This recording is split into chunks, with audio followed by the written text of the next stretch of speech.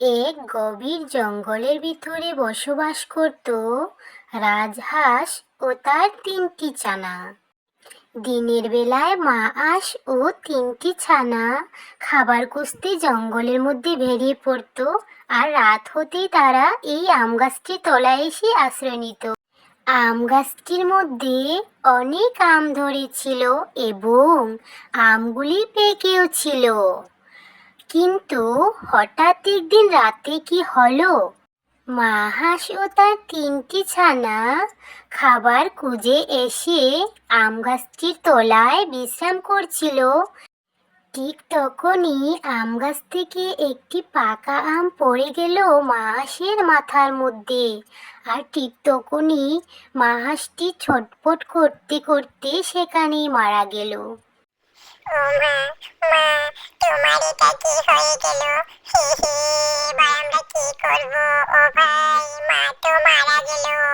হে, কি করে ঠিক করবো এবার মাকে? ভাই, মা ঠিক হবে না রে, মা ঠিক হবে না। মা যে উপরে চলে গেছে রে তারাদের দেশে। এবার আমরা কি করবো রে ভাই? এবার আমরা কি করবো? তোরা একটু শান্ত হ রে ভাই, আমি আছি তো, চিন্তা করিস না। মানে তো কি হয়েছে, আমি তো আছি তোদের বড় ভাই, তোদেরকে আমি বাঁচাবো, তোদেরকে আমি রক্ষা করব সব বিপদ থেকে।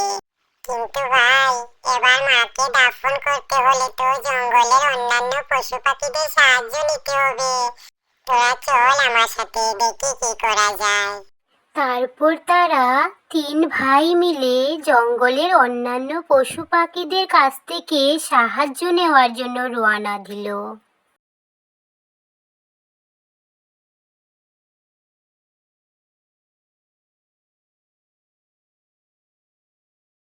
খরগোশ ভাই, ও খরগোশ ভাই, আমার মা যে মারা গেছে গো।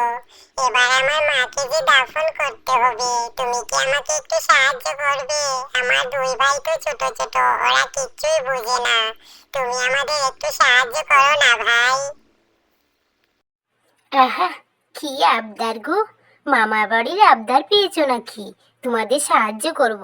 নিজের চিন্তায় জান পাচ্ছে না, আবার সাহায্য! যাও যাও, এখান থেকে যাও তো। খরগোশের মুখে এমন কথা শুনে তিন ভাই মন খারাপ করে জঙ্গলের দিকে হাঁটতে শুরু করলো। শিয়াল মামা, ও শিয়াল মামা, বাড়িতে কি আছো গো? আমাদের যে সর্বনাশ হয়ে গেছে।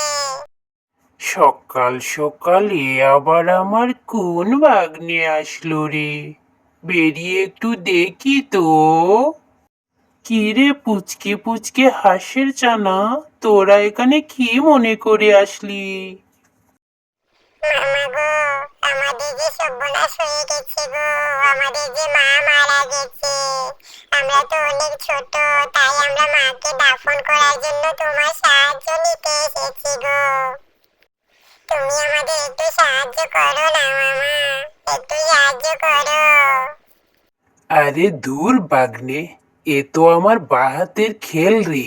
চল এক্ষুনি চল, তোর মাকে দাফন করে আসি। চল চল ভাগ্নের চল।